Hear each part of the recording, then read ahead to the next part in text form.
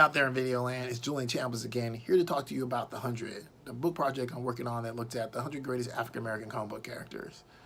You remember that the last time I talked to you a little bit about like integrating independence into the list. With a comic book like Brother Man, that's an opportunity to talk about a comic book that really had a huge impact. But a lot of times when I think about this project and sort of frame it, I often think about it in the context of like recovery, which means that you don't know the character. So I want that to be on the list so you can find out about the character. Reconsider, which you think you know the character, but if we go back and look at it again, perhaps there's something there that we should take into account in a different way. And revisit, which means that I think you pretty much forgot about this character, but it's important for us to take it into account. And we think about this sort of like mapping out the Black comic imaginary. So when we think about it that way, there are a lot of characters that might make the list that are known quantities, but it might be really helpful for us to revisit them. A character that sort of like fits into this paradigm, to me, is Luke Cage. It's really impossible for anyone who knows comics even vaguely, especially if they know Marvel comics, not to know Luke Cage, right? He's the first African-American comic book character from Marvel with his own book, right? It's not Black Panther, who's the first person with his own book. It is Luke Cage. And that character is very much sort of tied into the blaxploitation film industry. And, you know, and sometimes when I talk about Luke Cage in class, I basically say, have you seen Shaft? Okay, well, Shaft is Luke Cage in comics. And indeed, Shaft's sort of success and sort of emergence of blaxploitation films did prompt Marvel, as really a lot of pop culture transformations often prompt Marvel to create a comic book around it, right? The very reactive company, as comic book companies often are. They're aiming for a mass market. So when there's a genre that's really popular, you can often find it sort of like mimicked and reinterpreted through comics. So no surprise then also in the 1970s, you saw the rise of sort of martial arts characters in comics, because in fact martial art films were another one of those things that provided some revenue streams for a struggling movie industry in the 1970s. So Luke Cage is a really complicated character, in part because of that origin. Like, he does read very much in contemporary landscape as a very problematic character. His criminal background, which has been imagined several times in comics and the sort of retelling of his origin, is quite problematic, because Luke Cage isn't necessarily what we call a good guy.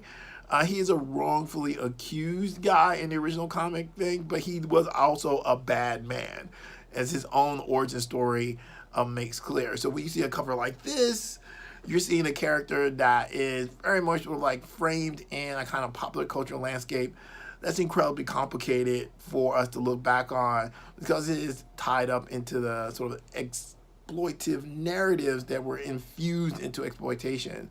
So this idea of sort of like a kind of black buck iconography that we associate with Luke Cage is really problematic. But at the same time, when we go back and look very closely at that origin story, yes, it's true, Luke Cage is a bad man. He did bad things. And he went to jail for a bad thing he did not do, but that doesn't mean that he didn't do bad things. But in the story itself, there is actually a lot of emphasis on a kind of redemptive narrative around prison and the prison industrial complex that also corresponds with the contemporary social landscape.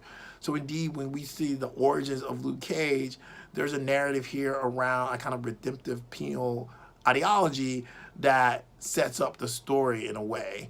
And those sequences, when you start to see the new warden coming in and the abusive guard that will eventually lead to Luke Cage getting his powers, those are really overlooked, because in the broader narrative of the story, of course, Luke Cage getting his powers is the goal, but there is a narrative there that is redemptive and really sort of taps into public debates about prison and prison abuse that also resonate within the contemporary landscape at the time, because Luke Cage, of course, comes out not long after the Attica prison riots. So this idea that prison is a place where people of color are being exploited and being abused is not something that's outside the norm in the minds of the comic book reader. So there's a redemptive message in Luke Cage, but does that redemptive message override some of the problematic symbols that are in the comic?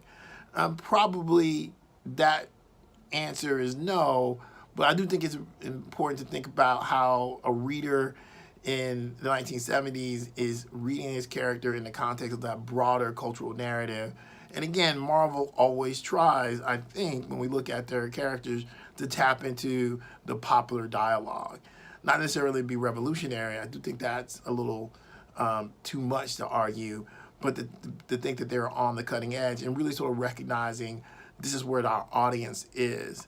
So at some level, they're pushing the boundaries, but other times not so much. So another consideration when we think about the 100, how can we think about these characters that we know and think about them in a different way? Of course, if you're a fan of Luke Cage, I really recommend that you check out David F. Walker's recent series on Luke Cage, which was a really great sort of retelling and reimagination around that character and his history. And of course, if you're a fan, also check out the Netflix series. I actually really enjoyed it. And I think they did a great job of reimagining the origin story of Luke Cage in a way that sort of like rectifies some of the things that we might find problematic in the comic. So thanks again for watching. And I got to get back to work because I got papers to grade and all manner of things. And so check me out next week. And I'll have more to say about the 100.